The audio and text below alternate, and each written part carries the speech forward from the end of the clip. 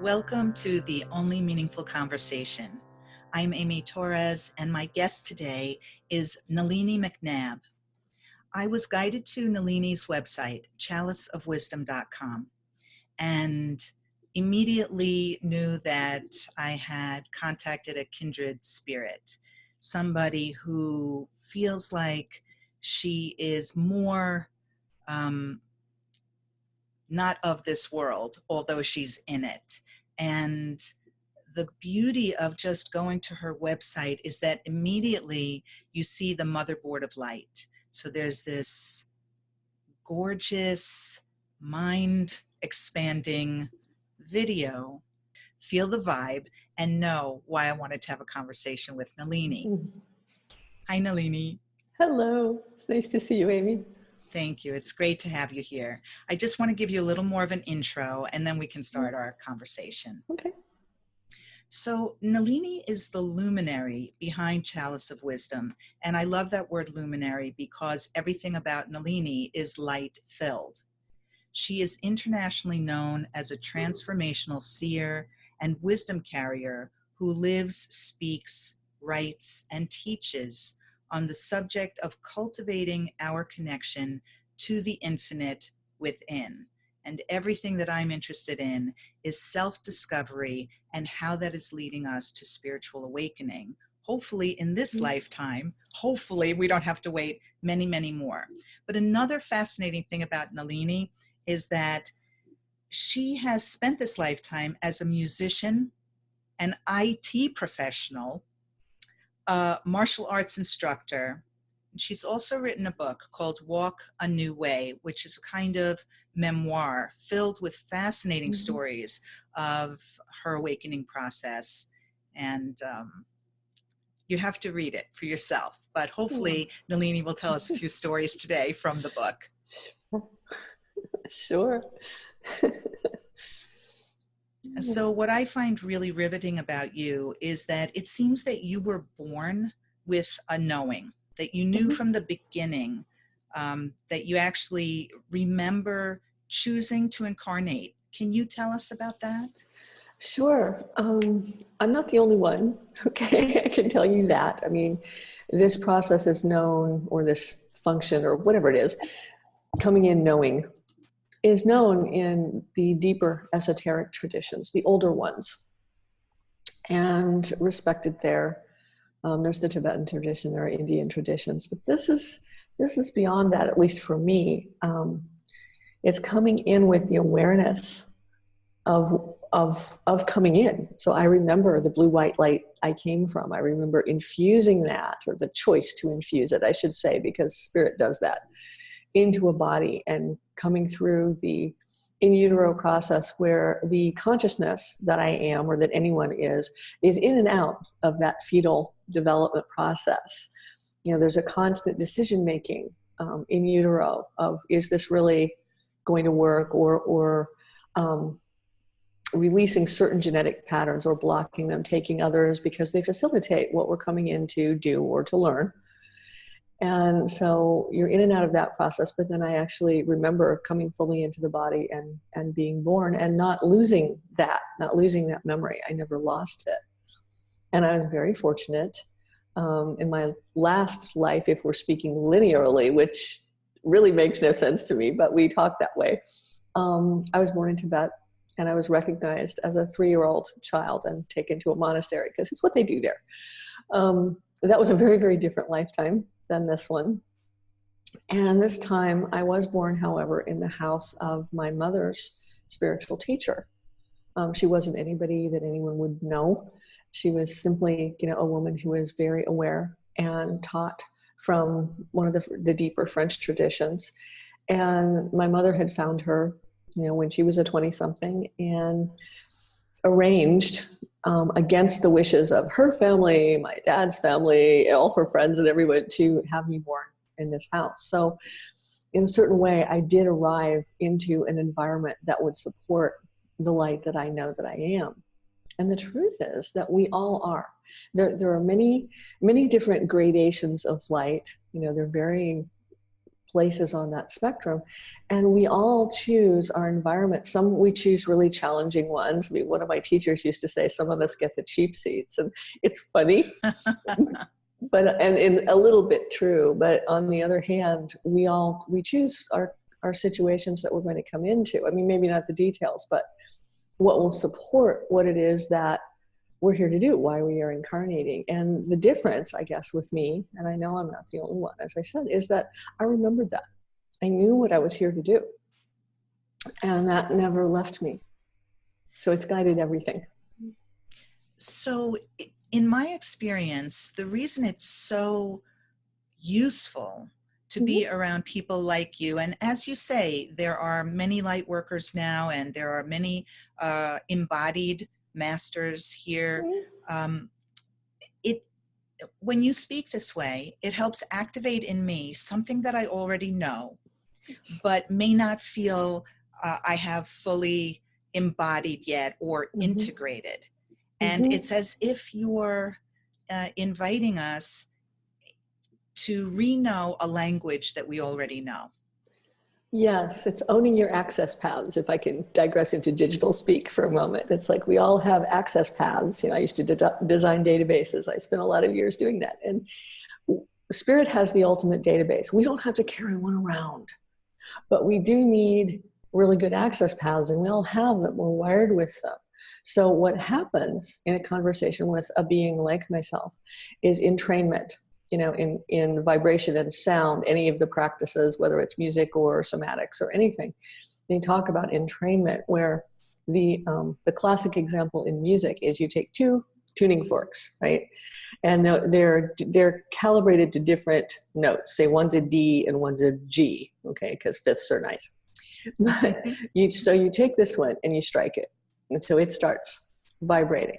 This one, even though it's calibrated to a different tone, will start eventually vibrating right along with the one that was struck in the same tonality. It acquires a new harmonic of vibration, okay? This is what happens when anyone sits in the Shakti, when anyone sits with enlightened energy, awake energy, infinite energy, whatever you want to call it. There are lots of words. That's what happens. And so the whole point of everyone making pilgrimages to sacred sites, because there are places on the land that do this, or to going and sitting with someone who emanates this vibration, is that it's entrainment. Yes, you can learn something from words, and we all do. Our minds really like that. They were trained to do that, so it makes them happy. But it's really about that entrainment, about vibrating in a way that's different, that's new. Or usually it's something that intrinsically is there. You vibrate that way and you have this recognition. It's a feeling of coming home, because you're coming home to a part of the light that has simply been dormant, or you deactivated it, or you put it in a side reality because you were going to use it later, or you chose not to bring it in here because you thought that might be too hard. And it wasn't easy, but there's always been a good reason. So one of the things that's really important as you come into that kind of entrainment with me or anyone else, or a sacred site, or wherever you find it, ultimately it is the light within all of us, is to let go of any of the self-blame or the guilt or the shame or the anything that says I'm not good enough, I'm not worthy, I'm not deserving, because those are just simply illusions. This is the delusional human mind that creates that. It's really all about the entrainment, and then recognizing that without the ego getting in the way, which is the tricky part. The ego will say, oh, I'm the light, let's run with that. And oh, good luck with that. You don't want to do that. Yeah, that's always the thing, to not let the ego take over and spiritualize and start to, get grandiose and take over as some kind of master. I appreciate what you're saying about entrainment, and we can see it in the world. I think when you put clocks in a room, that they start to tick-tock together. The pendulums will start to swing together, yes. And it's I vibration. love it's vibration. It becomes so obvious, but before it's obvious, it seems not only subtle, but to lots of us, before we get it, it seems implausible, ridiculous. Yes, all that woo-woo hooey stuff. Well, you know. As someone who lives there, I can tell you that no, this is what the arcane, the ancient, the wisdom, the sciences were based on. You know, astronomy and astrology used to be the same science before all the mythology got stripped out of it. And that was just the stripping out of energy so that someone's linear mind could understand something. And we know how well that's gone. Yeah, it's like the ego has a method to its madness. It has a perfect logic of its own, but actually once you manage to get outside of it, it doesn't make any sense. And it's a survival program. Every ego, every construct, it's a survival program. It's the mind is taught by us and others, because we allow ourselves to be conditioned, because that's what happens here, to be socialized and to learn in a certain way, because that ensures our survival. The ego is really basically just a survival program. It's a user interface for, you know, dealing with the planet and the other beings on it. That's all it is. It's a set of programs. You know, we give it too much power. Way too much power. I do want to ask you a human question, since you mentioned Sure. That while you were in utero, you were aware of the ongoing decision-making process. Yeah. Of whether you actually wanted to go all the way through with being birthed. Is that right? Mm-hmm. We all do that.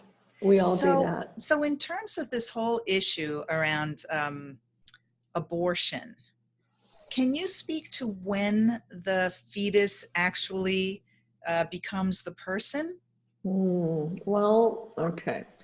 A fetus doesn't become a person, if we're going to use that word, until the baby is birthed and the personality traits start to be imprinted and implanted and then trained. Okay. What I think you actually meant was, when does the soul really decide to infuse fully into the body? It's actually not until the last trimester, and sometimes right before the moment of birth, or during the birth process, or just after. It varies. The thing about abortion, whether it's a medical procedure or whether it's a miscarriage, whether it's what we call a natural process, is that there was some kind of entrainment. There was some kind of resonance between the female body, the mother, and the spirit that was considering coming into that fetus. There's nothing wrong when it doesn't happen. It just means that it could mean that that being got what it needed. The two of them had their interaction, and that was enough for either or both of them. You know, very often that's what it is. We have such a stigma on it, and it's not that there was a life lost. Life doesn't get lost. You know, remember your physics, right? Energy can only transform. Yes. Yes, I love it. Yeah, and so in that decision-making process, during that time, we are able to hear our parents and music and things that are happening. Is that everything? Yes, they say, scientists will tell you that the physical fetus develops ears at a certain stage, right? And then they consider that hearing, the auditory function. That's true. I mean, they're accurate about that. But the being hears, sees, feels, and knows everything. I mean, I really can't stress that enough. Everything. So every emotion the mother or anyone in the environment has, the mothers are stronger, obviously, because that's the channel that the being is tapped into in the fetus. Everything she or the father of the child or anyone in the room, could be siblings, could be someone else, everyone that they know. I mean, when my mother was pregnant with me, she was arranging to have me born at her teacher's house, and my father he was in the Navy, he was stationed elsewhere, and so she was arranging to come back, and she was visiting. It was early in the pregnancy, and I spoke to her teacher and said, I have to be born here. And so she simply told my mother that. She said, well, this being that's coming in just told me this, so somehow we're going to have to work this out. We know everything. And then we actually have purchased the forgetting ticket so that we'll come and have the experience, because I can report that it's a little weird to remember all of this stuff and still go through building a personality and building an ego when I knew I didn't have to. But you do hear. and doing all of this stuff and knowing, like looking at things, the way that your four-legged companions will look at you sometimes. They look at you and they go, that little cock of the head, like they're doing exactly what, I get it, because they're going, okay, that's weird. And then they just move on, like that's a strange energy. Mm-hmm. It's like that. But yeah, they know everything. The developing child is the way we would put it. That being knows everything that's going on. So if there's abuse going on, that being knows that. It's not just physiology. If there is, love and harmony and certain spiritual practices or whatever, that being knows that. So all of the things we're taught about music or meditation or anything for the pregnant mother, they're actually quite important. Yeah, it's wonderful to have these things confirmed by a mystic and not just through medical science. So if we are aware that we will be birthed into an atmosphere of violence, and many of us go ahead and do that anyway, do you have an explanation for why we might choose such a difficult entry point?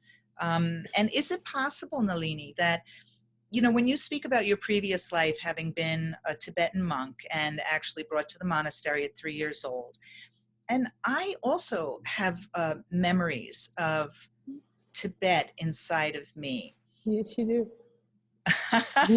Thank you. And I feel that people can relate to me because I'm very regular. I never expected to be on a spiritual path or to believe in reincarnation or anything like that. Yet I've come full circle where all of this is completely obvious to me now.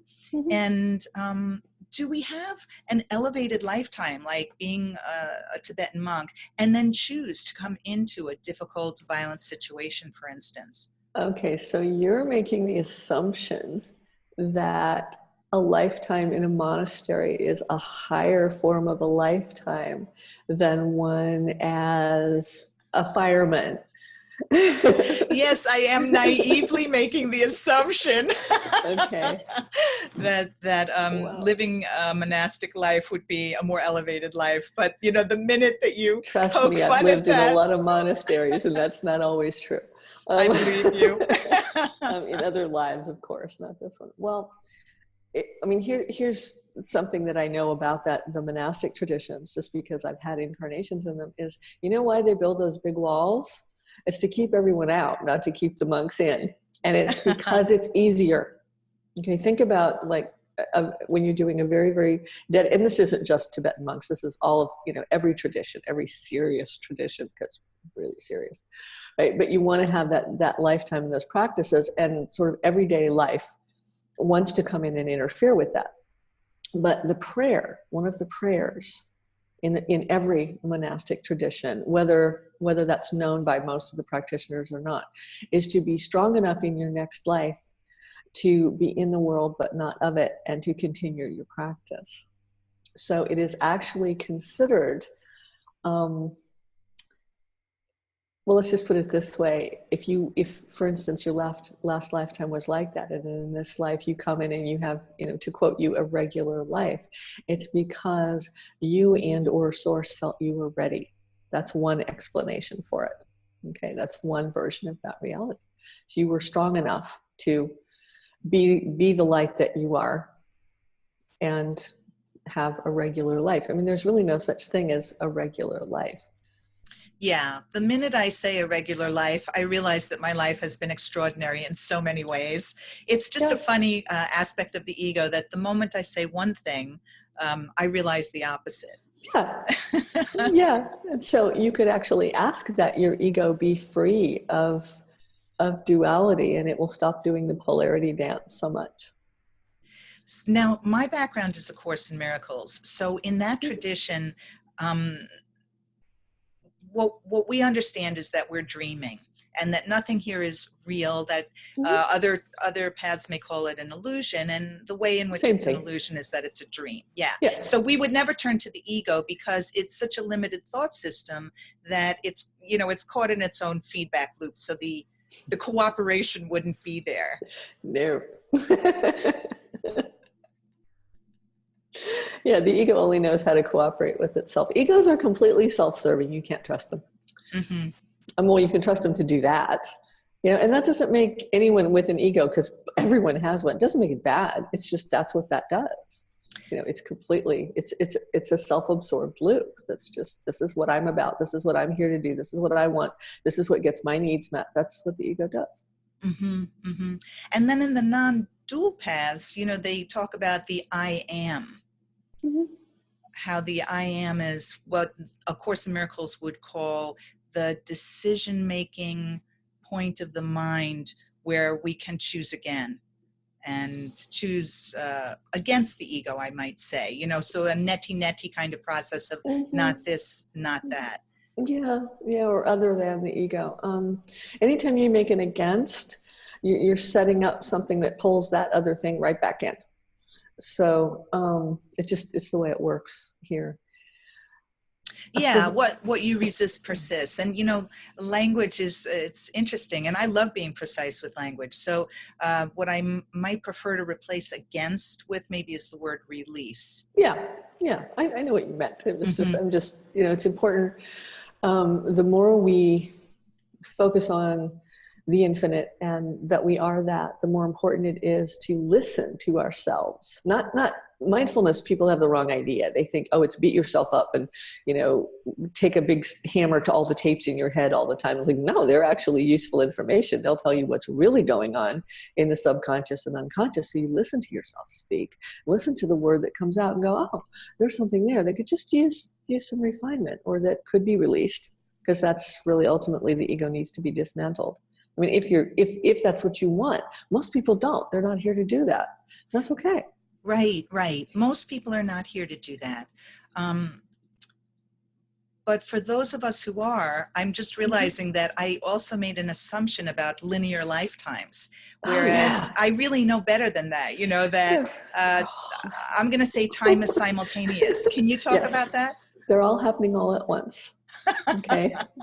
And I know that's our minds. See, the mind, and different from the brain, but the mind is a linear construct. It is trained to be a linear construct. Think about a holodeck, right? It's like, or it has a map in it where we are taught to believe, it is taught to function literally as though we are here, we go there, we progress through time. We have time in this world. Not all worlds have time. The cool thing about time is that it changes everything. It's not the bad thing. You want a lifetime that really changes you, pick a world with time. Because all it does is change things. Because things move from moment to moment to moment, and they're all different. But there's no such thing as linear lifetimes, although from this perspective, from the point of view of this life, we perceive them that way. Yes. They're all happening all at once. Yes. So how do you suggest we access the changeless, if that's where we're at, in our unfolding? Mm-hmm. What do you suggest to accelerate the process, or is that not even a good idea? How much of it is grace, and how much do we need to participate? Oh, well, okay. The obvious joke is yes. But I promise I'll answer more than that. Well, you mentioned the changeless. I mean, that's an idea in many traditions, that the infinite is this big sort of formless, yes, changeless, not at all. I mean, change is constant. So it's this idea, it's just this big sort of still pool. I just wrote a blog yesterday, I think it'll be posted today, that's about stillness. And the stillness is the source of all motion. Stillness is a constant state of change. But it is that stillness. And so your question about how do we access that, is it all grace? Ultimately, the infinite spirit source, whoever you want to call it, is the doer. We are not. Our egos are not the doer. Spirit does everything through us in the ways that we will allow. And yet we do need to participate. It's an interactive world. If you think of this as a virtual reality, the illusion, the dream, whatever you want to call it, it's interactive. So egos do not dismantle themselves. Okay, unless you, and when you came in, any of you, put a self-destruct, program in your ego at the time of coming in. Some have. With the way things are on the planet right now, I don't know if I would have done that just at this moment. But what would that look like if somebody comes in with a self-destruct? Can you give us an example? For the ego, I mean, self-destruct for the person, I mean, we all know what that looks like. But self-destruct for the ego would be that they have what would appear to be a spontaneous awakening. You've heard the stories of that, like Eckhart. Like, yes. that is a program that says spontaneous ego destruction. And I mean, it's not that there wasn't work involved, but all of a sudden, boom. And a lot of avatars, a lot of awakened ones have that. They set that in, and then others of us set the program in motion that says you will construct this, and then you will go through the process of deconstructing it so that others can see how it's done. And you can use any tradition. They're all tools. Do some take longer than others? A Course in Miracles says that it saves us time. I know that, Muji talks about the direct experience, the pathless path, and I feel very drawn to that. And I'm realizing as you're describing this, that Eckhart Tolle or Ramana Maharshi and maybe Byron Katie are some examples of this spontaneous ego destruct. Mm-hmm. Yeah, there are many. I mean, ultimately that does happen, whether you have participated in the process or not. I mean, if that's what you're here to have happen, then it will. I mean, there are things that can get in the way, but any tradition can be used for that. You think of this from my perspective, which is not the perspective of everyone. These are all tools. The paths are all tools, and the pathless path is the one that that my being really has the most affinity with, that resonates with. But in this life, I did take the path of accumulating all of the different paths that I've walked in lifetimes here. And I haven't had all that many lifetimes on this world. I've had a lot of them on others. But there are those paths. I took all of the pieces. Spirit did it, because once you're in the body and you're developing an ego, but you forget the roadmap. It's not there. You have to learn to let Spirit just do it in every moment. So all of the different paths, so it's like the Vedas and Buddhism and the Toltec traditions and a lot of the shamanic Native American traditions, Taoism, all of those pieces came back together for me so that they could be dissolved. You could say transcended. Up or down really doesn't make that much of a difference. It's that can be dissolved so that it's simply source's truth that comes through. Truth generally, the way we perceive it, is extremely subjective, and so there's another light, that can come through when it's time for that to happen. And then, everyone that teaches creates some kind of a tradition, and it's very helpful for us to remember that is yet another tool that can be used to help allow the grace to come in. Mm-hmm, mm-hmm. I love how you said that transcendence or dissolution, up or down, makes no difference. Yeah. I know for myself in this lifetime, there's a great inner pressure, and it's a good pressure to awaken. It's this feeling that I've been aphasic, as if I had had a stroke, and I'm going to ask you about a stroke in a little bit. I did that. And as if I already know what I know, yet there's this struggle to actually articulate or feel fully embodied or integrated, as I said earlier, in that knowing. Mm-hmm. And I'm wondering for you at this point, if my lifetime is about this awakening, what is your lifetime about, do you feel? And does the stroke play into that? Oh, sure. What is this lifetime about? Well, that's between me and Source.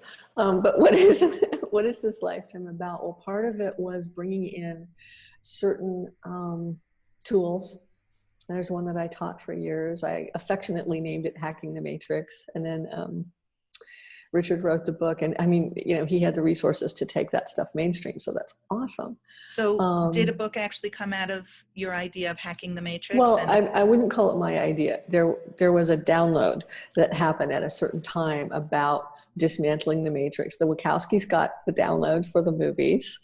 Richard, and I can't remember his name, the author of, the Matrix Technique, who's taken that global and made all of these products and everything. I mean, he had the resources to take it global. Did you share your experience with him, or did you both simultaneously? No, it was just, that's what I mean by a simultaneous. This is what happens. Like a download comes into the planet and then it gets picked up wherever it gets picked up. And people will hear and understand in the way that they can hear and understand. So the whole competition of ideas thing, especially in the awakening process, is really detrimental. It's like, yeah, great. It came through this way. It came through this way. Pick up like from a salad bar, which is a weird analogy, what you need, what you can use, and go forward with it. Yeah, I'm glad that you clarified that. So it's kind of like themes. I've noticed when it comes to pop culture that all of a sudden a bunch of songwriters will all write a similar song or even the same title, and that happens with movies as well. So it's a cosmic download. Yes, exactly. And then it gets picked up wherever there's a receiving station and broadcast however that comes through. And that's how it happens. That's how it happens. So you received your cosmic download, and it's between you and Source what you feel your mission is here. And yet you've shared a lot of it with us in your book and on your website. Where does the stroke play in to your unfolding or evolvement, whatever? Well, I asked that a lot at the time. It was June 5th, 2009. I had a white stroke, which in medical terms means it didn't bleed. I was extremely fortunate. My whole left side went out, like went slack. I couldn't use it. And the experience of that was that I was very fortunate. I was in Mammoth Lakes, California. They have a world-class hospital there because of the Olympians that train there. It's 2 miles from where anyone lives there to the hospital. And because it was in an off season and all of the volunteer fire brigade and ER people didn't have anything to do, when my housemate phoned, they were there within, seconds. We had people swarming the place and they got me to hospital and everything very soon. And what happened is that I was only in the hospital for about 30 hours. I have medical miracles stamped across my file there. The doctors do not know what happened. I do.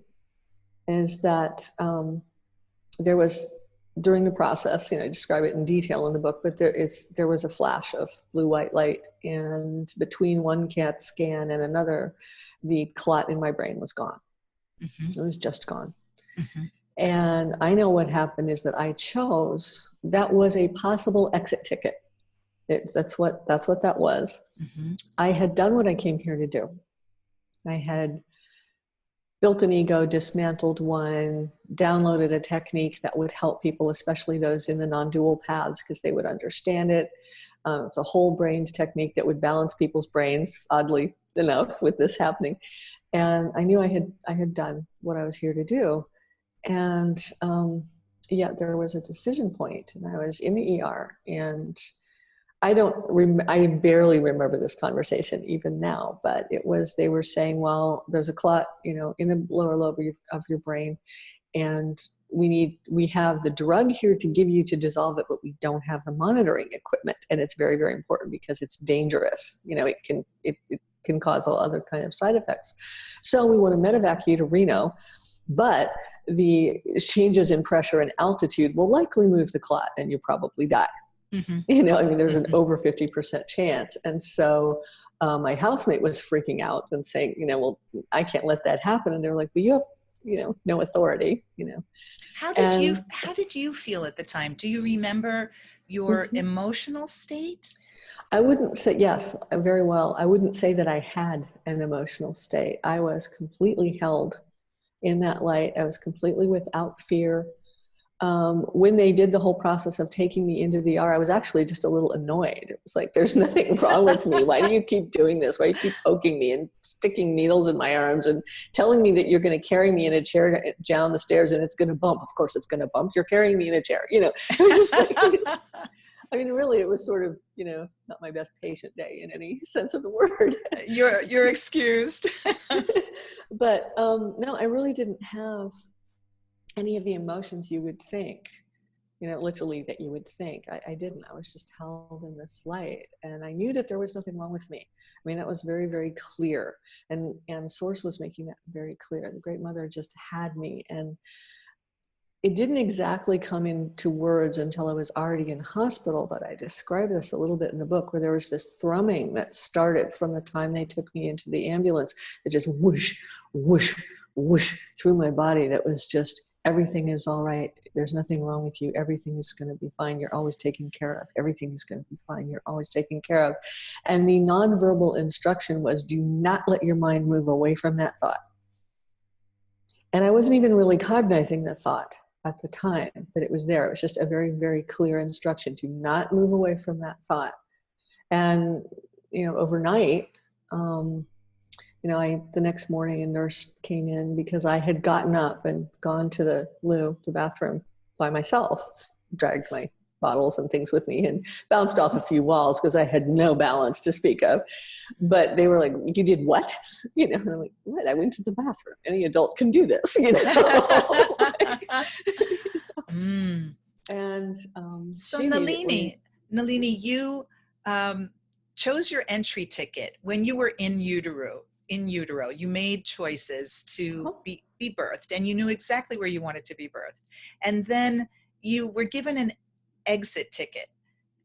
Also, you know, along with all of us, that once birthed, we all accepted our forgetting ticket. Isn't that how you put it earlier? Pretty much. It's the fine print. Yes. Right. I mean, why bother coming into a body if you're going to remember everything? Which, in your case, oddly, you did have much of that memory. But the whole riddle to be solved comes from the forgetting. Yeah. And then you were offered an exit ticket, and your work had been done in this lifetime, and you could have chosen to exit, but you did not. How come? On some levels, I honestly don't know. On other levels, it took a long time before I remembered what happened. My heart actually stopped. They actually, you know, lost me, or whatever how they call it, and pulled the ambulance over on the little 2-mile drive from the house to the hospital. And I didn't remember any of that for a really long time. Now I do have a memory of that. And it was a clear choice. Obviously, sources told me that it was a clear choice to stay and not to check out. And partly it was because my 4-legged Roshini and I had a pact that neither one of us was going to do that yet. That was partly it. Your wonderful dog. Mm-hmm. Yeah, partly it was that. And she was like, we have a pact, you know, and which we did. And part of it, it's very hard to put into words. It was like there was more to do. There was more opportunity.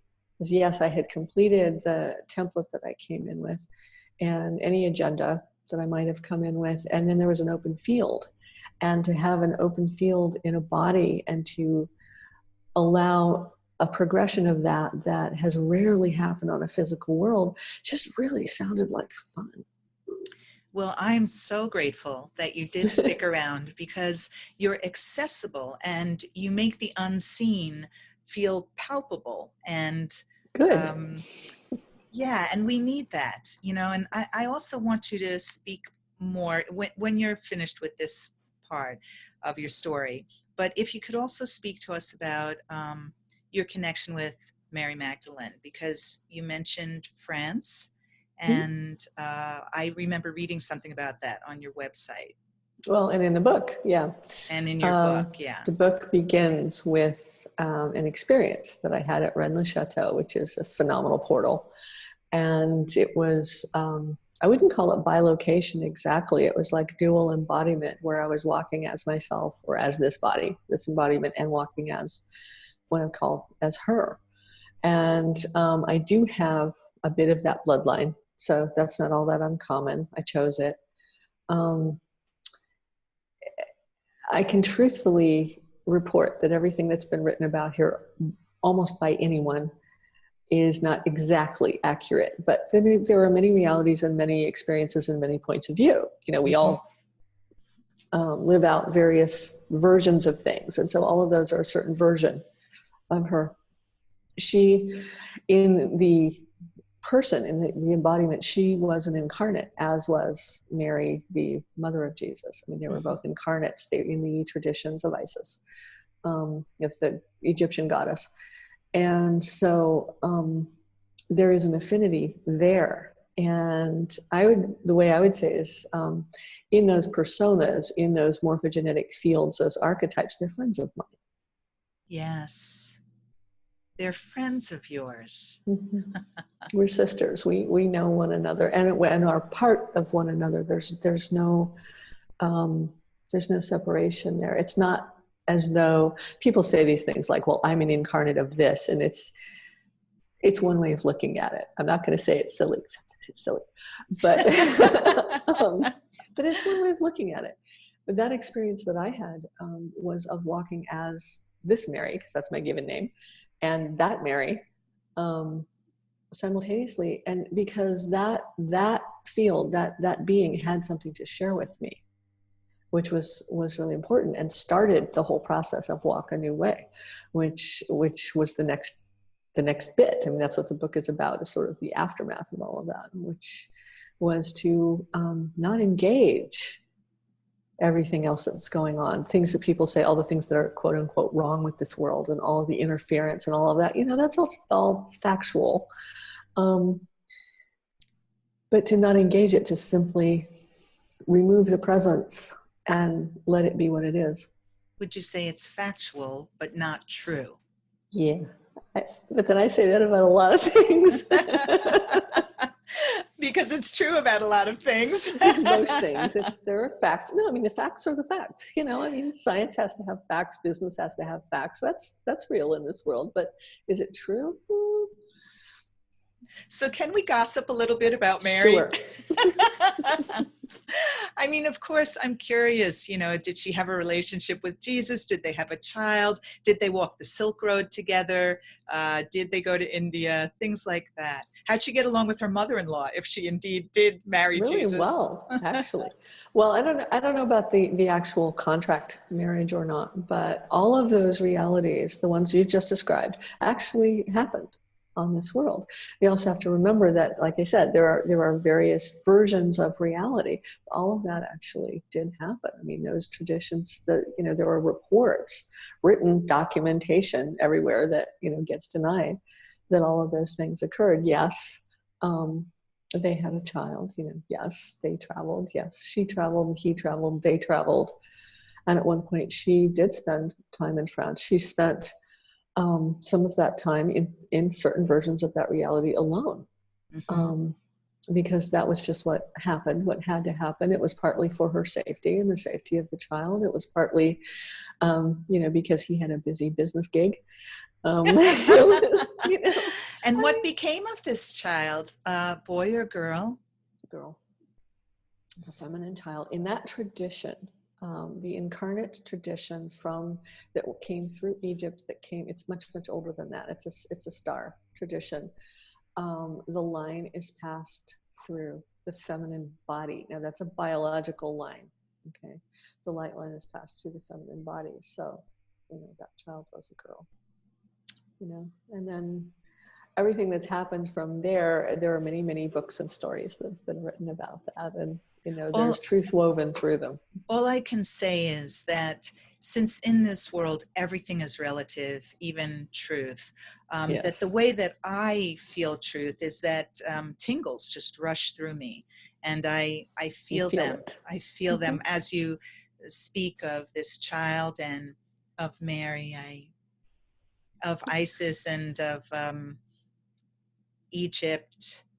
of Tibet. All of Yeah, this just resonates with me yeah, and makes me feel at home with the realities you describe. good, good, because you do have a home there. Yeah. Are you willing to tell us about other worlds? You said that you really haven't been on planet Earth that many times. That many lifetimes. I mean, quite a few, but not compared to many beings here. Not that many. There are. I mean, there are infinite other worlds. Some of the other worlds that I've incarnated within were the Syrian worlds. You know, the Syrian star cluster. Most of those are less available in the dimensions that live on this planet, although those are all shifting. You know, we're all multidimensional. We live in different dimensions all the time. But those are water worlds.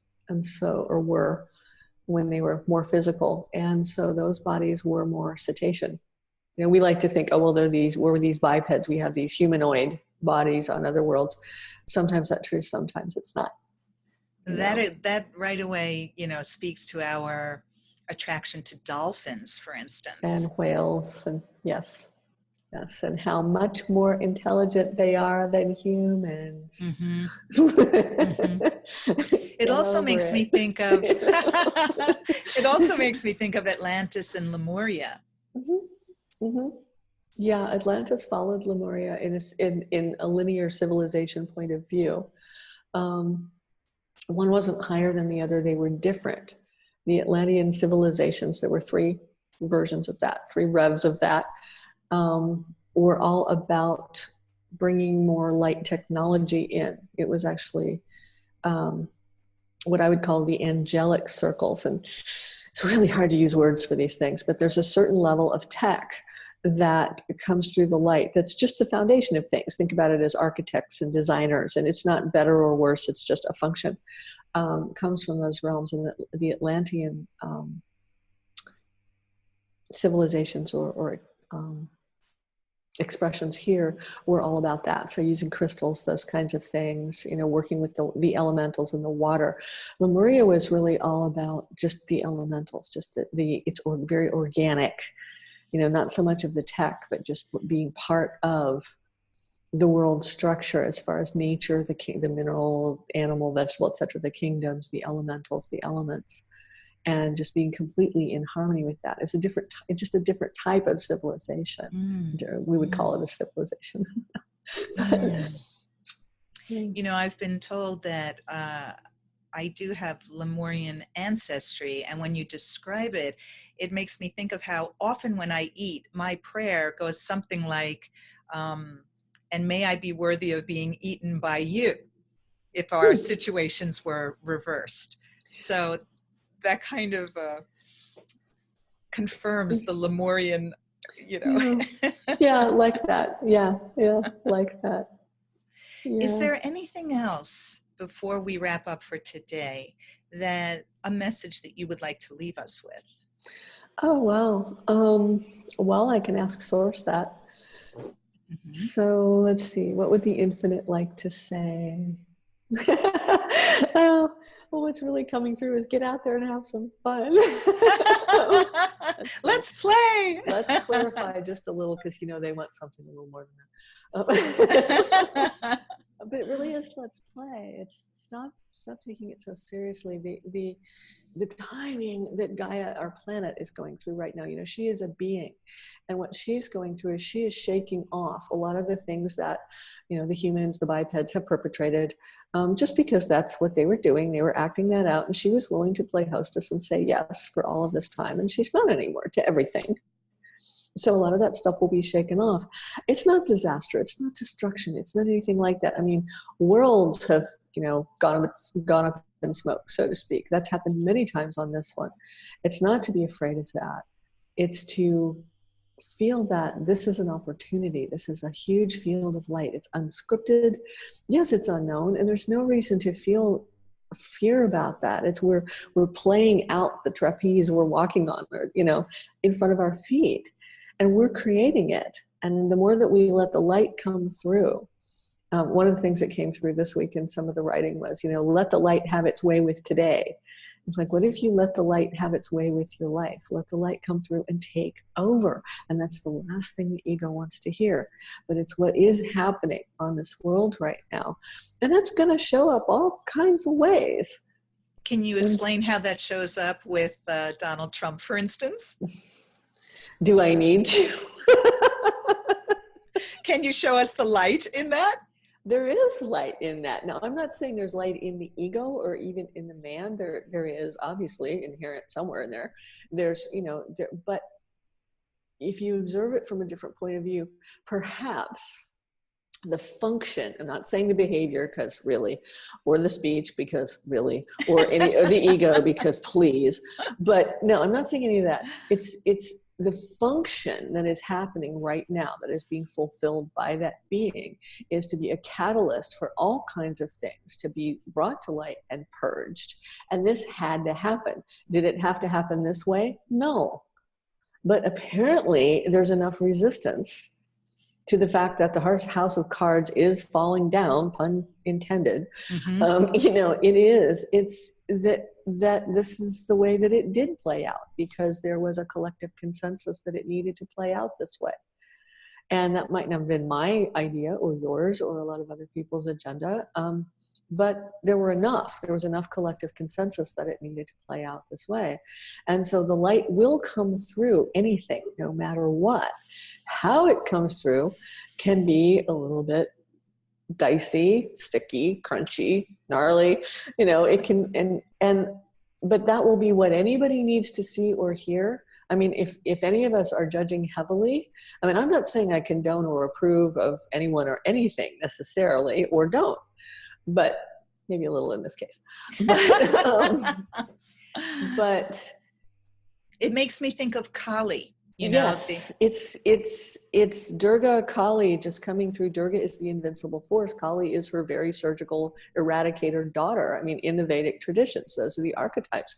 It's just moving it through, because these are the things that needed to be seen. This is the behavior that needed to be brought to light for whatever reason, and how this plays out really is largely and almost entirely determined by how much people will be in their egos and how much they will let the light take over. Yes. Well, I could easily talk with you for hours. And so I hope that you do come back. For now, I just want to thank you and tell people to check out your book, Walk a New Way, and your website, Chalice of Wisdom. Until the next time, this has been the only meaningful conversation. Absolutely. With Nalini MacNab. Thank you, Amy. Namaste. Namaste.